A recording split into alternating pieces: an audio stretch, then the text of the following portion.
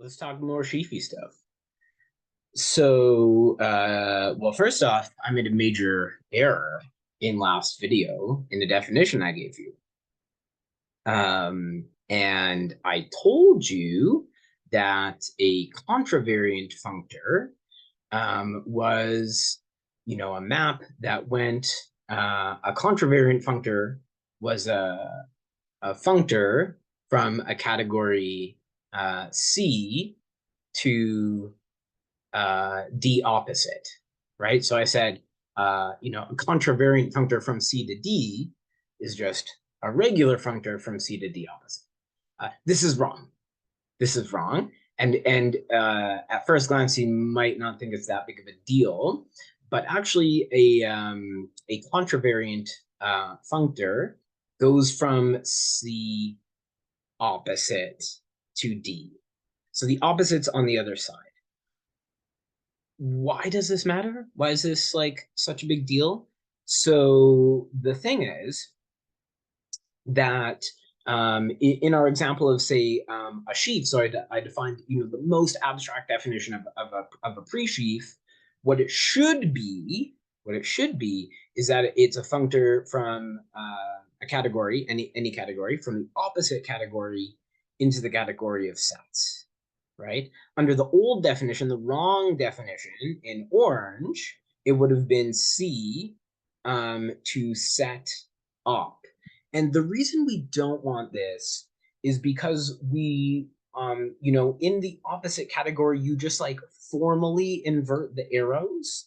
We want like bona fide actual arrows, right? So in our example of, a sheaf, a pre-sheaf or sheaf whose image ends up being like an abelian group, um, I want an arrow, say between that sheaf on some open set U versus some other sheaf on that open set U, right? I want this to be like I want to have like a legitimate group homomorphism between these two things, right? So that's why it's important that it's C op, right? It takes this subset relation, it sort of formally inverts it, and it spits me out corresponding restriction maps, right? Okay. So now that we have that out of the way, let me give you another example of a category. Hopefully you've done your homework and you looked at some abstract definitions of a category. Maybe you wrote yourself a more precise proof that any of the categories I listed are indeed categories. We went through it was very hand wavy, but we did discuss why those proofs are true. Let's look at another pertinent example. So the collection of sheaves on some topological space themselves form a category. So do presheaves. Well, let's just talk about presheaves first. So we'll talk about, so let's call it PSH for presheaves on X, right? This will be the name we give. So this is to the category of presheaves on X. So what does that mean? I need a class, a proper class, whatever the hell that is, of objects. What do you think those are going to be? Well, literal presheaves, right? So my objects are going to be presheaves themselves. What do you think my morphisms are going to be? Well, they're going to be morphisms of sheaves, right? Just or even pre-sheaf morphisms. Pre-sheaf morphisms. Right? So, great, cool, I guess. Why is this a category? So let's just, really quickly go through the list. Do I have an identity map on each object? Sure. If I have some if I have some sheaf F, I want to define an identity map on F. So I'm going to call this 1 sub F, right? And remember, what is a morphism in sheaves in general? Let's write out that definition. So a morphism of sheaves in general says it's actually a family of open sets, right? So a morphism from F to G, var phi, is actually an assignment for all open sets. F over U to G over U, and call it, phi sub U, where, of course, if these are presheaves valued just in sets, it's a set function, but if they're valued in modules or vector spaces, whatever, it's the appropriate map of modules or vector spaces or whatever. Could be a presheaf of graphs, who knows? We probably won't see those too often in nature, though. And remember, it had to do one more thing. We have these restriction maps, right? So if U is or rather, if V is a subset of U, then it had better be the case that if I apply my phi sub V between F at V and G at V, that it commutes with the restriction maps, right? So this was our definition of morphism of presheaves, at least defined in terms of like on a topological space, right? Like this, I just said the word open set, so this has to make sense for a topological space.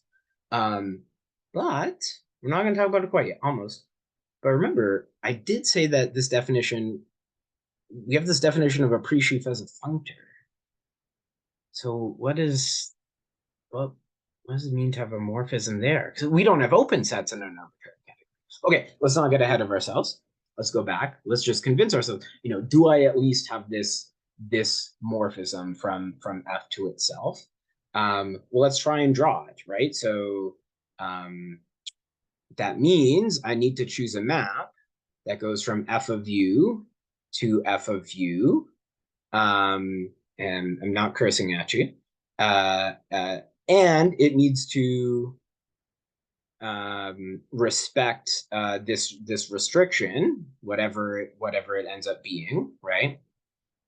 And remember, the thing is, I'm going to want this to be the sort of do nothing morphism, right? So if I have any other morphism, say like this phi coming out of F to G, I had better, it'd better be the case that one that phi composed with one of F is just phi, and that, say, if I applied phi first and then one of G, that just gives me phi back, right? So this better really do nothing. Well, what's the sort of most obvious thing you could think of? Literally the identity function, right? So if these are just sets, it takes F at U to F at U, and I literally send, where does some S in here get sent to? It just gets sent to the exact same S, right? And then, well, does it actually make this diagram commute? Well, start with S, go this way, apply the identity, you get S, right? And then what is this? This is, let's highlight our notation here. This is specifically the restriction from the larger set U down to the smaller set V, right? And so what we're going to end up with down here is literally R UV applied to S. Okay, do we get the exact same thing if we go the other way?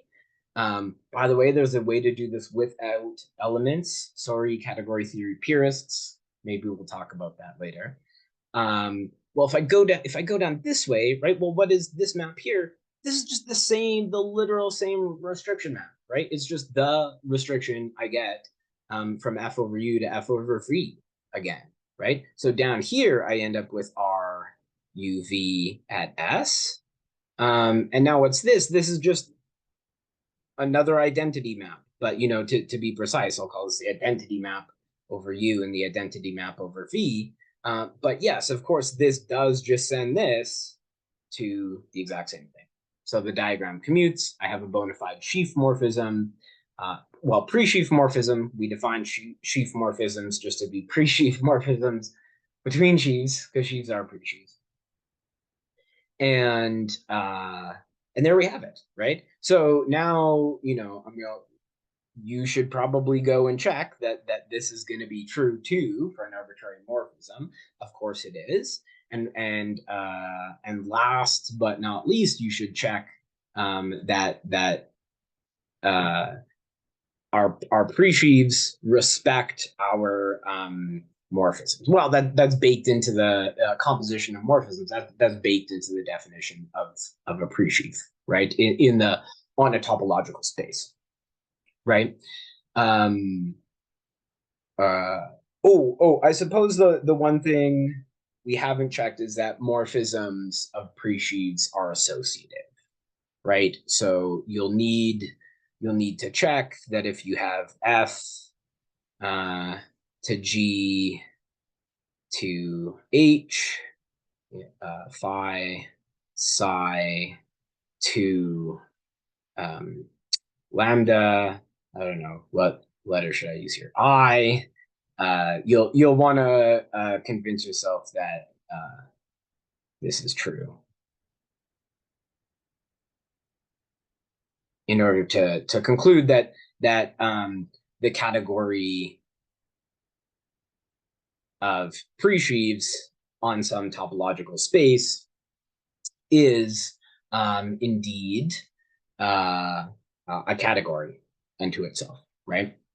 And this sort of motivates the definition, what I just said, motivates the definition, what we might call a subcategory, right? So a subcategory, what's that going to be? Well, it's going to be the objects of this are going to be a subclass of the larger category. And for any two objects in the smaller thing, the set of morphisms between it, you guessed it, it's going to be a subclass of the the morphisms between A and B in the larger category. So again, you can look up a more formal definition of that, of subcategory, but here's like a pretty natural and motivating example, right? Like we want to talk about both pre-sheaves and sheaves in geometry. Pretty natural thing. This video is already longer than I expected, but I want to say one more sort of mind-blowing thing. Let's come back to this point. So we talked about, right, that pre-sheaves, the category of pre-sheaves on a topological space, is a category itself, and we have we have our morphisms, right? We have morphisms between sheaves, right? But wait a second. This is just a special instance, so maybe something really special is just happening here. But I told you that the most general definition is that what a pre-sheaf is a functor from the opposite category of some category C to the category of sets, right? This is the most general definition. So maybe I also have a category of pre-sheaves on C being exactly just these, contravariant set valued functors. Now that's a fancy sentence that you know how to make sense of. But that would mean, right? What are the objects of this category? That means that the objects themselves are functors, right? So we originally talked about functors as being maps between categories. And now if this is a category, right? Pre-sheaves on some category, that means that the functors themselves are objects. That's interesting, right? it's almost very, very loosely, it's sort of like in functional analysis, you learn analysis, right? And then you start taking functional analysis where you in analysis, you thought about points in a space and functions on that, right? And then in functional analysis, you start thinking about things where the functions themselves are the points in the space and the topology on that. So that we're kind of doing that now. But then what's a morphism of functors? Like, can we even make sense of that? Well, we do know what a morphism of sheaves should be, right? So let's copy this. I wonder if I can lasso this with my drawing tool. I can, and drag it down, and we're gonna steal from the geometers on our way to becoming category theorists. So here, right, the F and G, these are presheaves, so yeah, technically they're contravariant functors, right? And the only thing that was really special is I said, oh, we have these open sets, right? But now I want to say, okay, suppose I have F and G, and these are both just presheaves in the abstract sense. So this is they're both functors from the opposite category of some category C to the some to the category of sets, right? So now instead of just eating open sets, right? Instead of just eating open sets and having restriction maps, should I erase those? Maybe I should just draw a new diagram below. Let's try and copy this square, right? So maybe we're just guessing, we're just playing. We're having fun. Maybe this I can copy this square and it will guide me to the right definition of a morphism of functors, right? So I have these functors, and what did it did? Well, U and V, what were those? Those were just objects in the original category. So V was a subset of U, right? But that in our category was just saying that I had an arrow from V to U, right? So, well, okay, more abstractly then, if I'm thinking about now just some arbitrary category, let's think about C for a second, then correspondingly, that would just say, well, consider if I have some arrow, which I'll call little f, some morphism between A and B, well, then, so remember, I had my morphism from V to U, and because this is a contravariant functor, I end up with a morphism going in the opposite direction, right? From F of U to F of V. So what should be the corresponding thing? Well, it should say that F at A down to F at B. I mean, here, this is just, we haven't even talked about a morphism yet. This just comes out of what it means to be a contravariant functor, right? I had better get a map, rather, let me put things in a slightly different order. B should go up here because it's standing in place of U, right? I should get a map going down here, right? I should get big F should apply to little f to give me a map going this way. That's just, we haven't talked about the morphism part yet. That's just by virtue of F being a functor, right? We already have that for free. And then the same goes for B, right?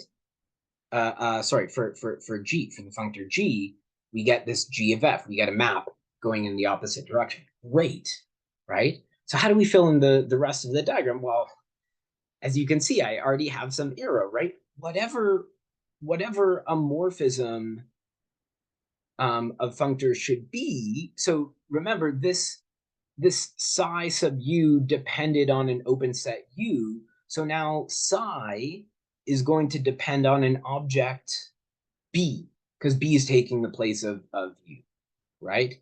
And phi is equal, would give us, sorry, we have also a choice phi of A. And of course, we should demand that this diagram commutes, right? So sometimes we put the symbol here, and we're just copying notes from the geometers, right? And so now we've together invented this definition of a morphism of functors, right? And this makes sense. Maybe this one's kind of abstract, so maybe I should prove it for you in the next video. I don't know. We'll see if enough people say yes in the comments below, or maybe you want to start moving faster at this point. I don't know. Tell you guys are watching. But so now we sort of, starting from geometry, we actually see a pretty practical incarnation of the following definition. So forget even the pre-sheaf and sheaf stuff. If I have, in general, two categories, C and D, and I have functors between those categories, then I have a general definition of morphism between those. So we say a natural transformation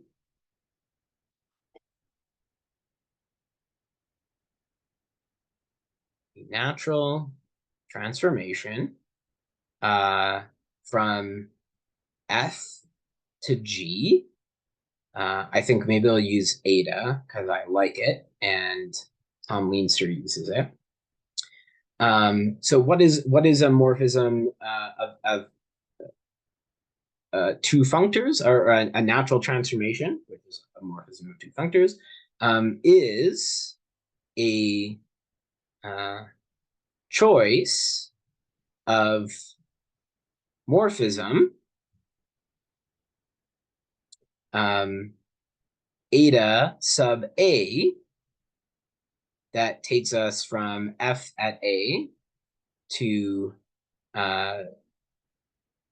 G at A. So to be clear, this is a morphism. Let me in parentheses. This is a morphism in the category D, right? Because our functor ate this object A of C, which means F of A is now living in D. So is G of A. So it's a choice of morphism for every object. For every object A of C, such that, well, we already know, right? We basically worked it out from the above, such that the diagram where now, so we have, one more thing I need to say, such that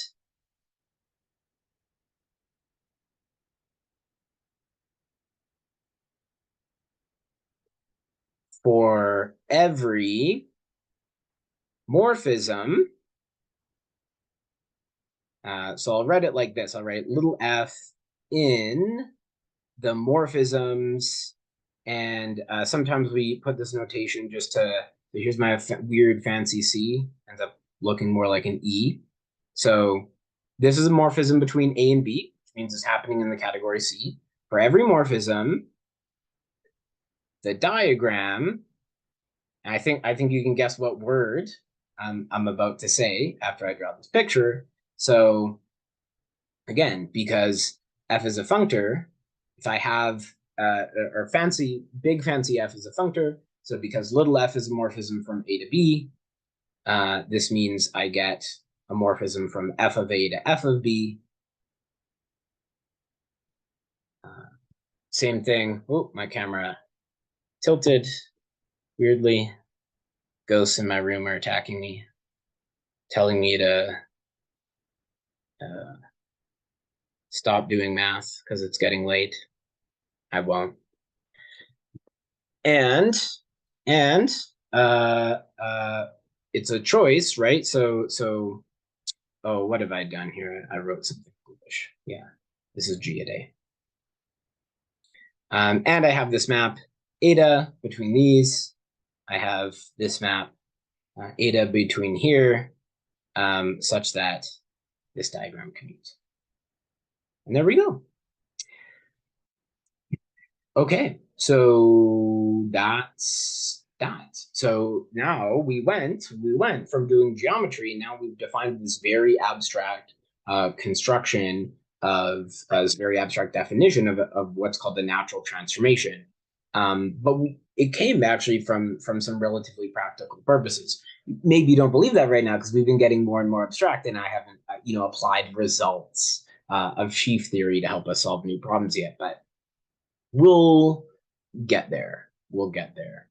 And one thing I don't remember whose quote this is by, but I remember reading somewhere once that apparently, it was natural transformations that originally led Saunders MacLean, to develop the notion of categories.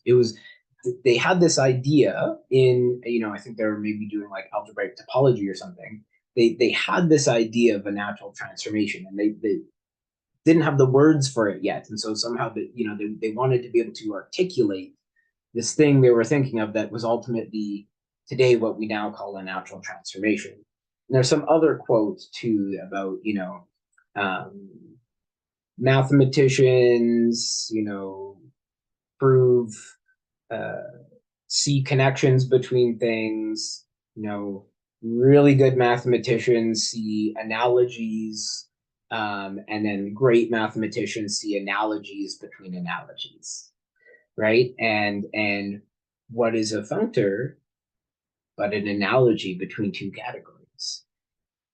And if a natural transformation is an analogy between functors, then it's an analogy between analogies.